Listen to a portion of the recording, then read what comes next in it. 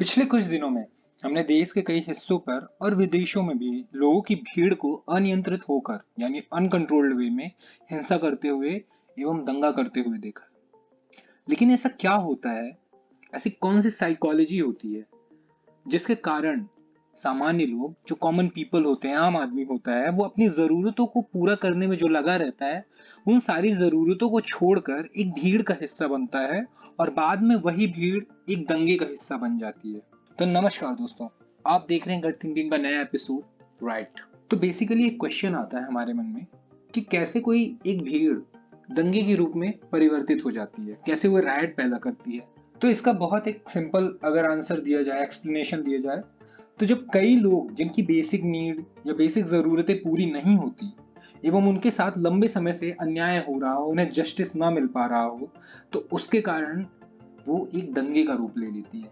क्योंकि लोग लंबे समय से उन चीजों को अपने अंदर दबाए रखते हैं, लेकिन जैसे ही उन्हें मौका मिलता है, ये उनका सारा गुस्सा फूट पड़ता है एक जगह पे और वो भीड़ अनियंत्रित होकर दंगा करती है। दंगे की साइकोलॉजी को समझें तो दो बात समझ में आती है। पहली, दंगे वाली भीड़ के अधिकांश लोग, मोस्ट ऑफ द पीपल जो होते हैं, उनका कोई एक कॉमन इंटरेस्ट या एक सेम वैल्यू शेयर करते हैं, यानी कम से कम कोई एक बात जो होगी जिस पे सारे लोग एग्री करते होंगे। अगर उनकी कोई एक विशेष मांग होगी तो वो विशेष मांग जो होगी वो सबके लिए एक सी होगी। जैसे पेट्रोल की प्राइस कम करना या महंगाई कम करना। जैसे श्रीलंका में हमने रिसेंटली देखा था कि लोगों की एक बेसिक मांग थी कि महंगाई कम की जाए।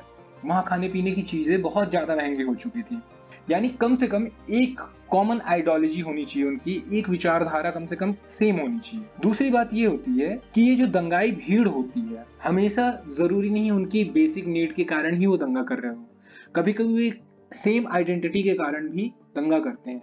सेम आइडेंटिटी वो शेयर भी करते हैं, जो कि कोई एक विशेष ऑर्गेनाइजेशन हो सकता है, कोई संप्रदाय विशेष की मांग हो सकती है, या कोई सेम ग्रुप हो सकता है। पर एक सवाल और आता है हमेशा कि क्या हर भीड़ एक दंगा करने वाली भीड़ में बदल सकती है? तो जवाब है शायद नहीं। एग्जाम्पल अगर देखें, जैसे बाजार में भी हम जाते हैं तो वहां भी भीड़ रहती है, बस में भी भीड़ रहती है, ट्रेन में भी भीड़ रहती है। तो भीड़ तो होती है, पर ये भीड़ कभी दंगा नहीं करती। तो फिर कोई भीड़ दंगा करने वाली भीड़ कैसे बनती है? ऐसी कौन सी चीजें होती हैं जिनके कारण एक भीड़ दंगे करने वाली भीड़ में परिवर्तित हो जाती है? तो इसकी कुछ थ्योरीज हैं। पहली थ्योरी यानी मैड मॉब थ्योरी कहती है कि भीड़ में आप नहीं रह जाते हैं, वहां आपकी कोई इंडिविजुअल आइडेंटिटी नहीं होती है। उसके कारण आप छुप से जाते हैं और छुपे होने के कारण आप वो सब कुछ करते हैं जो आप कभी अकेले होने पर नहीं करेंगे। इसको ऐसे समझ सकते हैं कि एक भीड़ है, वहां पास आप भी हैं। भीड़ का ध्यान कहीं भी भटका हो, क्योंकि हर किसी का ध्यान कहीं भी होता है, तो आप उस दौरान कुछ भी कर सकते हैं। किसी को पीछे से मार सकते हैं, पत्थर फेंक सकते हैं, क्योंकि वहां पास कोई इंडिविजुअल आइडेंटिटी आपकी है ही नहीं, भीड़ का कोई चेहरा नहीं होता। दूसरी थ्योरी के अकॉर्डिंग जो ये भीड़ का दंगाई नेचर होता है, वो कई लोगों के क्रिमिनल माइंड और आपराधिक स्वभाव का कलेक्शन होता है। जैसे कि कहीं अगर लड़ाई शुरू हो तो लगे हाथ और लोग भी उसमें शामिल हो जाते हैं। उनका भले उस लड़ाई से कोई लेना देना ना हो, लेकिन वो अपने इम्पल्सिव बिहेवियर को कंट्रोल ना कर पाने के कारण वो उस भीड़ का हिस्सा बन जाते हैं। और तीसरी थ्योरी कहती है, जो कि पहली और दूसरी थ्योरी का कॉम्बिनेशन होती है, कि जहां पास कुछ क्रिमिनल माइंड के लोग पहले से ही वायलेंस कर रहे होते हैं, वो बाकी लोगों को भी भीड़ का हिस्सा बना लेते हैं। और जैसे ही बाकी लोग भीड़ का हिस्सा बनते हैं और वही सारी चीजें करना स्टार्ट करते हैं जो कि वो क्रिमिनल माइंडेड लोग कर रहे होते हैं, उससे वो भीड़ दंगे का रूप ले लेती है। आपने जोकर मूवी देखी थी या फिर आपने बैटमैन मूवी देखी होगी, तो उसमें सेम जोकर ने यही कहा था कि जो ये ऑर्डर है, एक बार इसको हटा दिया जाए, जो ये पुलिस है, जो इतने नियम कानून है, अगर आप इसको हटा देंगे तो आप एक्चुअल में लोगों का असली रूप देख पाएंगे। अक्सर जो हम दंगे की न्यूज सुनते हैं, न्यूज पे या फिर पेपर में पढ़ते हैं, तो हमें लगता है कि ये आम आदमी जो रहते हैं वो इतने वायलेंट कैसे हो जाते हैं इन दंगों के दौरान। तो उसका बेसिक कारण होता है उनकी इनविजिबल पर्सनैलिटी के कारण। जैसे कि मैंने पहले थ्योरी में बताया था कि जैसे ही आप एक भीड़ का हिस्सा होते हैं, आपकी इंडिविजुअल आइडेंटिटी पूरी तरह से खत्म हो जाती है। आपको कोई पर्टिकुलर नाम से नहीं जानता, पर्टिकुलर प्रोफेशन से नहीं जानता, आप एक बस भीड़ होते हो, भीड़ का हिस्सा होते हो। तो आप बिना इंडिविजुअल आइडेंटिटी कारण छुप से जाते हो, आप गायब हो जाते हो और आप उस छुपे हुए इनविजिबल नेचर का फायदा उठा सकते हो। दंगे में अक्सर कई मासूम लोग घायल होते हैं, और यहाँ तक कि कई लोग अपनी जान तक गंवा देते हैं। और ये चीजें जब हम पढ़ते हैं या सुनते हैं तो अक्सर सोचते हैं कि इतने सारे लोग थे, किसी ने मदद क्यों नहीं की। तो जरा सोचिए आप, हम में से कई लोगों के सामने ऐसा हुआ होगा कि हम कहीं आ या जा रहे हों और उसी भीड़ में से किसी को अचानक कुछ हो जाए। तो मोस्टली लोग यही सोचते हैं कि इतने सारे लोग हैं, कोई ना कोई मदद कर देगा, और ऐसे में हम वहां से निकल लेते हैं। अब सिचुएशन ये होती है कि वहां ऐसा सोचने वाले सिर्फ हम नहीं होते, कई लोग इसी तरह सोचते हैं कि इतने सारे लोग हैं, कोई ना कोई मदद तो कर ही देगा, और ऐसे में कोई कभी मदद नहीं करता। ये एक ह्यूमन साइकोलॉजिकल बिहेवियर है जिसे बायस्टैंडर इफेक्ट भी कहते हैं। और इसी के कारण कई लोगों को मदद नहीं मिल पाती है, इतने सारे लोगों का चारों ओर होने के बावजूद भी। अच्छा, आपको क्या सच में लगता है कि दंगे जो होते हैं सच में अनियंत्रित होते हैं, इन्हें कंट्रोल नहीं किया जा सकता? शायद नहीं, because every disorder has some sort of order, but that doesn't follow the social norms. Hence it becomes chaos. जो भी डिसऑर्डर होती है या अनियमितता होती है उसमें कुछ न कुछ एक ऑर्डर होता है, एक क्रम होता है, पर चूंकि वो सामाजिक नियमों को नहीं मानता इसलिए वो आगे चल के एक केओस बन जाता है, एक भीड़ बन जाती है, एक मैस बन जाता है। रिसेंटली हमने अपने देश में कई दंगे देखे, ज्यादा नहीं 2-3 महीने पीछे ही जाके देखे तो कई राजनीतिक दंगे हुए, कुछ सांप्रदायिक भी थे, जहाँ कुछ संप्रदाय विशेष के लोग किसी संप्रदाय दूसरे संप्रदाय विशेष के लोग से लड़ रहे थे, किसी विशेष पार्टी के लोग किसी दूसरी पार्टी के लोगों से लड़ रहे थे, किसी वर्ग विशेष के लोग दूसरे वर्ग विशेष के लोगों से लड़ रहे थे, और ये कंटिन्यू चल रहा है।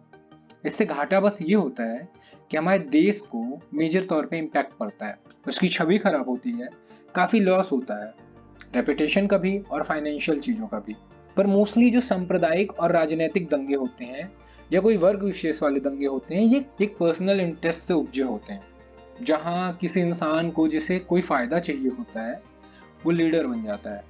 वो अपने कट्टर समर्थकों को, वो लोग जो आंख मूंद के इस इंसान पे भरोसा करते हैं, उसकी बातें सुनते हैं, और ये इंसान सिर्फ उनका इस्तेमाल करता है, अपनी बातें रखता है ये बता के कि नहीं हम इसके लिए ऐसा कर रहे हैं जिससे तुम्हारा भविष्य बेहतर बनेगा, या हमारा हक है ये, ऐसी बहुत सारी बातें बोलेगा।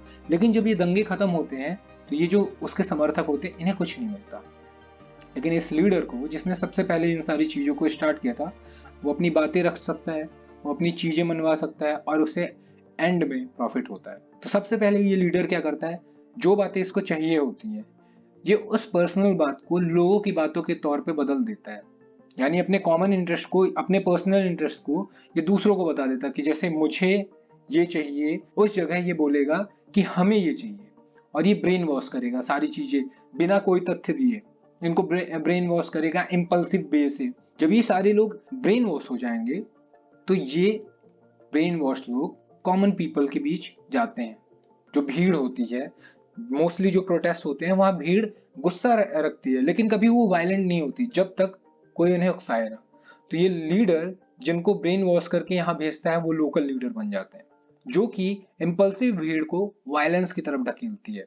और जैसे ही ये सारी भीड़ वायलेंस का रास्ता अपनाती है, ये एक भीड़ से दंगाई भीड़ में बदल जाती है, और उसके बाद हमें पता है क्या क्या होता है, जहाँ कई लोगों की जान जाती है, काफी नुकसान होता है, जिसे हम सार्वजनिक संपत्ति कहते हैं, जिसे हम सरकार की संपत्ति कहते हैं, वो एक्चुअल में हमारे टैक्स से बनी होती है। सरकार को कहीं और से पैसा नहीं मिलता, वो हमारा ही टैक्स रखती है। इसलिए हम एक भीड़ के तौर पे अपनी ही संपत्ति बर्बाद कर रहे होते हैं। और जब ये सारा दंगा खत्म होता है तो फायदा इनमें से किसी को नहीं होता, ना तो इन लोकल लीडर्स को होता है, ना तो दंगा करने वाली भीड़ को होता है। फायदा सिर्फ उस इंसान को होता है जिसने सबसे पहले ये स्टार्ट किया था। और ये देश में हमारे और इस दुनिया में हमेशा ये होता है। ऐसे राइट से क्या फायदा होता है? फायदा सिर्फ पर्सनल इंटरेस्ट का होता है, बाकी सारा नुकसान होता है। किसी देश की, किसी संप्रदाय की या किसी वर्ग विशेष की छवि बर्बाद होती है पूरी तरह से। लोगों के बीच हिंसा होती है, लोगों के बीच द्वेष बढ़ता है, जेलसी आती है, एक वर्ग दूसरे वर्ग से असंतुष्ट होता है। कभी भी लोगों को आप अलग अलग रख के विकास नहीं कर सकते। विकास तभी होगा जब सभी एक साथ मिलकर आगे बढ़े। इस देश का और इस धरती का विकास तभी होगा जब हम अपने प्लेनेट के रिसोर्सेस का सही तरीके से इस्तेमाल करें। आप किसी की बातों को आंख बंद करके ना मान लें क्योंकि वो आपके संप्रदाय का है या क्योंकि वो आपकी पार्टी का है। आप अपनी बेसिक जरूरतों को देखिए और कोशिश करिए कि इस दुनिया को ज्यादा बेहतर बनाया जा सके, क्योंकि डिस्ट्रक्शन से दुनिया बेहतर नहीं बनती, क्रिएटिविटी और कंस्ट्रक्शन से बनती है। Thank you everyone for watching this video. अगर आपने यहाँ तक मुझे देखा है और आपको अगर कंटेंट अच्छा लगता है, please subscribe this channel, share it with your friends and like this video. Thank you so much.